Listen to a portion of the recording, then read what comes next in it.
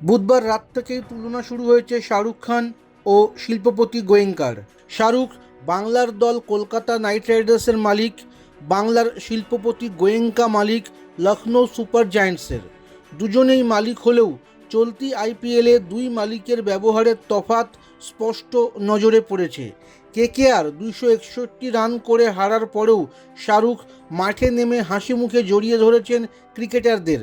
অন্যদিকে দল হারার পর মাঠেই অধিনায়ক লোকেশ রাহুলকে ভৎসনা করেছেন গোয়েঙ্কা। দুজনের মধ্যে তফাৎ ঠিক কতটা তা ইডেনে বসে বলে দিলেন কেকেআরের ক্রিকেটার বরুণ চক্রবর্তী।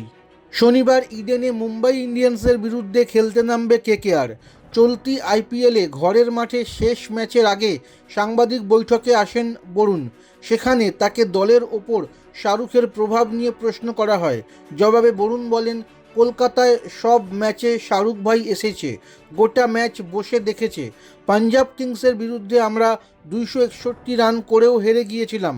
শাহরুখ ভাই সাজঘরে গিয়ে প্রায় 1 ঘন্টা ধরে প্রত্যেকের সঙ্গে আলাদাভাবে কথা বলেছে। অন্যদিকে 62 বল বাকি থাকতেই লখনৌয়ের হার ভালোভাবে নেননি গোয়েঙ্কা। তিনি মাঠেই রাহুলকে ভৎসনা করেন। সেই ঘটনায় সমালোচিত গোয়েঙ্কা। অনেকেই মনে করছেন যে তিনি রাহুলের সঙ্গে মাঠের মধ্যে এইভাবে কথা না বললেও পারতেন।